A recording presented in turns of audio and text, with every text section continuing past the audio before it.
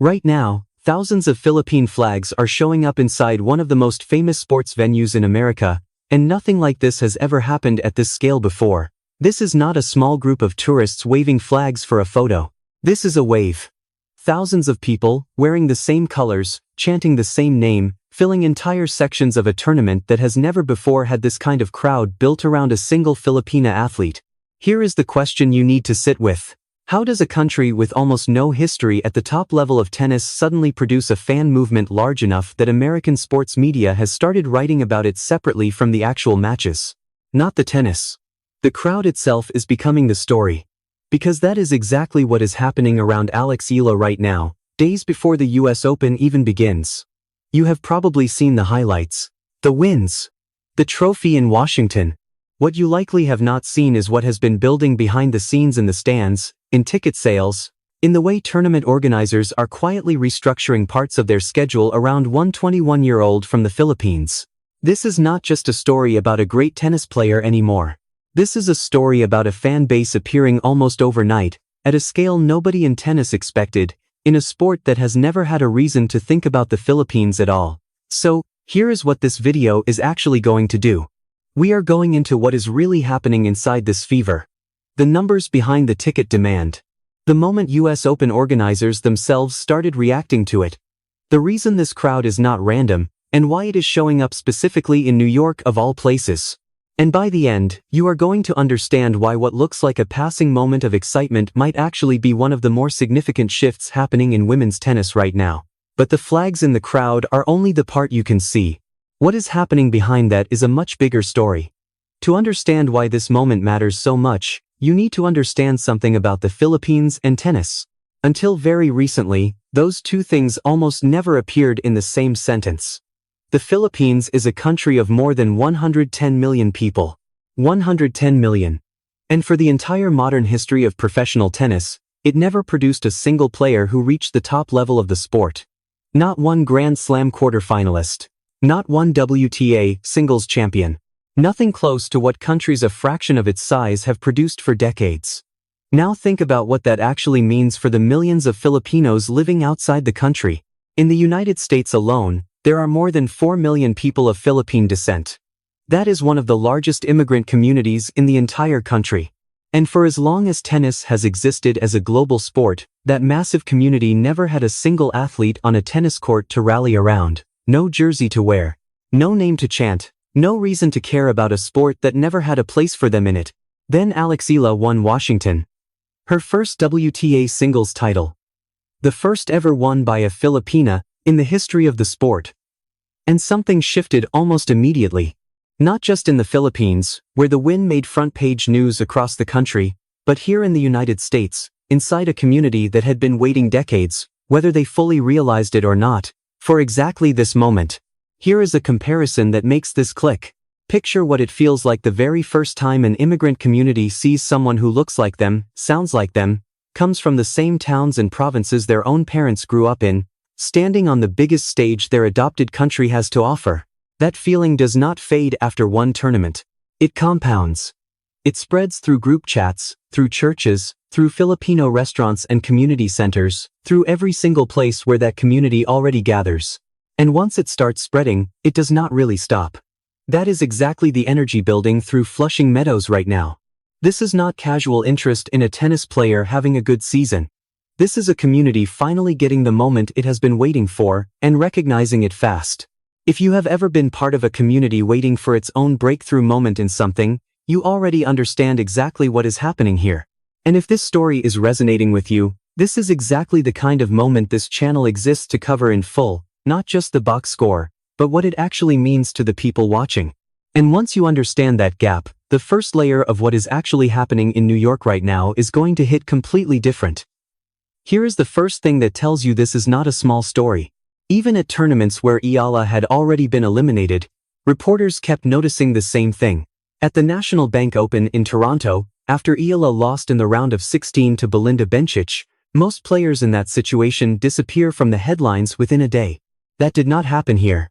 Fox Sports ran a piece specifically about the reaction from Filipino fans following her loss, noting that even though she was out of the tournament, The energy from her supporters remained one of the standout storylines of the entire event. Not her tennis. The crowd around her tennis. Think about how unusual that actually is. Sports media does not typically write standalone stories about a fan base after an elimination. They write about the players who are still winning.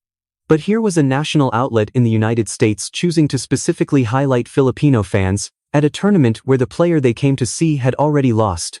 That tells you the crowd itself had become newsworthy independent of the results on the scoreboard. So here is the mini question worth sitting with. If a crowd like that shows up strong enough to make headlines at a tournament where their player already lost, what happens when that same energy arrives at the US Open, a tournament that sells out venues seating more than 20,000 people per session, where Eala is not just playing, but playing in 3 separate events across the same 2 weeks? Now layer in a second detail. This pattern is not limited to one tournament. It followed her through Washington. It followed her through Toronto. It followed her into Cincinnati. Different cities, different crowds, same intensity, same flags, same recognizable energy that local reporters keep independently picking up on, without any coordination between outlets. That is not a coincidence. That is a pattern. And here is where the mystery deepens even further. This entire wave of attention has built up around a player who, at the start of this season, was not even a household name outside of hardcore tennis circles. She did not walk into this year as a top 10 seed with years of Grand Slam history behind her. She built this following in a matter of months, off the back of one WTA title and a string of strong results, in a country that has literally never had a tennis star of this caliber before. So think about what that actually requires. It requires a community that was somehow already primed, already ready to mobilize the second the right athlete appeared, waiting for a signal that finally arrived this year. It requires social media moving faster than traditional sports coverage can keep up with, spreading her matches, her interviews, her wins, and through Filipino community networks that most American sports outlets do not even have visibility into. Put all of that together and you get something that looks less like a normal fan following and more like a pressure building underneath the surface of American tennis coverage, one that most people outside the community have not fully clocked yet. A crowd this large, this fast, around a player this new, is genuinely rare. It raises a real question that even seasoned tennis journalists have started asking privately. Is this sustainable? Or is this the kind of once-in-a-generation spike that burns hot and fades the moment results cool off?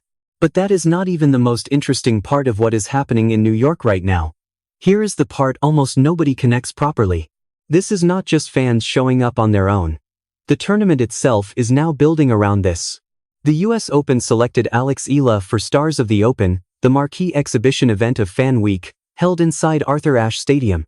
That venue seats more than 23,000 people. This is not a side court. This is the single biggest stage the tournament has outside of the actual championship matches themselves. And out of every rising young player on the entire WTA and ATP tour, the United States Tennis Association specifically chose to put Eala on that court. Think about what that decision actually represents. Tournament organizers do not fill their biggest showcase event based on sentiment. They fill it based on who is going to sell tickets, who is going to bring energy into the building, who is going to generate exactly the kind of crowd reaction that makes for great television and great atmosphere. The USTA has access to ticket sales data, demographic research, social media engagement numbers, information that regular fans and even most journalists never see. And based on all of that information, they decided Eala belonged front and center. That flips the entire story you thought you were watching. This was never just a grassroots fan movement happening independently of the tennis world. It is a feedback loop. Filipino fans start showing up in bigger numbers at every tournament Eala plays. Reporters start noticing and writing about it. Tournament organizers see the attention and the ticket demand. And they respond by placing her in the most visible, highest capacity events they have. Which then draws even more fans, because now she is not just playing a first-round match on a side court, she is headlining a night at Arthur Ashe. Each part of this cycle is feeding the next one. Here is the moment worth pausing on. The Eala fever is no longer just a story about Filipino fans loving their athlete. It has become part of how the US Open itself is marketing this entire tournament. She is not a surprise story organizers stumbled into. She has become a deliberate part of the show. If you have made it this far, here is something worth thinking about before we go any further. Does this feel like the kind of moment that only happens once in a generation for a country? Or does it feel like the start of something that keeps building year after year? Drop your take in the comments, because what happens next at this tournament might actually answer that question for us in real time. And when you look at the full picture from every angle, the scale of what is happening becomes even clearer. Now let's look at why New York specifically is the perfect place for this fever to explode the way it has. Start with the raw numbers behind Eala's season. 56 matches played this year. 56. More than almost any other player on the entire WTA Tour. That volume means she has been physically present at nearly every major North American tournament this summer, week after week, giving her fan base repeated opportunities to show up, again and again, building momentum with every single stop instead of one isolated moment of attention. Now add the second piece of evidence. At this single US Open, Eala is not just appearing once, she is competing in the women's singles main draw. She is playing mixed doubles alongside Felix Auger-Aliassime. And she is headlining Stars of the Open at Arthur Ashe. 3 separate events, inside the same 2-week tournament. That means Filipino fans in the New York area do not get one chance to see her play. They get 3. 3 separate reasons to buy tickets. 3 separate nights to fill a section with flags and chants. Here is the comparison that puts this in perspective. Look at other rising stars her age, Eva Jovic, Joao Fonseca, Lerner Tien, all talented, all building their own followings. But all of them come from countries or tennis cultures that already had some baseline fan infrastructure in place, existing tennis academies, existing sponsor relationships, existing media coverage built over years. Eala is different. She is building a massive, passionate fan base almost from zero, in record time, without any of that pre-existing foundation to lean on. That makes what is happening around her genuinely unusual, even compared to her own generation of breakout stars. And here is the detail that ties everything together, the one almost nobody outside the community has actually pointed out. The New York and New Jersey metro area is home to one of the largest concentrations of Filipino Americans anywhere in the entire United States. Hundreds of thousands of people, many of them just a short drive or train ride away from Flushing Meadows itself. Think about what that actually means. The US Open is not happening near some random American city where this fan base has to travel across the country to show up. It is happening almost in their backyard. Geographically, this tournament is landing directly inside one of Eala's single largest pools of potential supporters anywhere on the planet. That is not a coincidence that boosted this fever. That is the exact condition needed for it to reach the scale it has. 56 matches building momentum all season. 3 separate events at one tournament, and a fan base that happens to be sitting right next door to the biggest stage in American tennis. Put those 3 things together, and the flags you saw filling the stands in the very beginning of this video stop looking surprising, they start looking inevitable. And that brings us to the question that actually matters here. What does this mean for where this is all heading? So here is what all of this actually means. What started as a question about thousands of Philippine flags showing up inside an American stadium has an answer now, and it is bigger than one tournament. This is not a random burst of excitement that happened to land in New York. It is the result of a community that has been waiting decades for exactly this kind of moment, a player whose results kept building all season long, and a geography that happened to put the biggest tennis tournament in America directly next to one of her largest fan bases anywhere in the world. Every piece of that lined up at exactly the right time. Here is what comes next. Eala steps into 3 different events at this US Open. The singles draw, mixed doubles, Stars of the Open at Arthur Ashe. Each one is another chance for this fan base to show up, to grow louder, to prove that what people are calling a fever is actually something with real staying power behind it. For Eala herself, this kind of following is not just about noise in the stands. A fan base this large and this loyal becomes the foundation for everything that comes next in her career: sponsorships, media attention, the kind of support that can carry an athlete through the tougher stretches of a long season. And for the WTA Tour as a whole, this is proof that there are entire communities out there who never had a reason to watch tennis before, and are now watching closely for the first time. So here is the real question nobody can answer yet. Does this wave keep growing if Eala makes a deep run at this US Open, turning into something that reshapes how this community engages with tennis for years to come? Or does it stay tied to this one moment, this one tournament, this one summer? Nobody knows that yet. Not the tournament organizers, not the journalists writing about it, not even Eala herself. If you want to see how far this fever actually goes, match by match, moment by moment, as this US Open unfolds, subscribe now, because this channel is going to be right there covering every single step of it,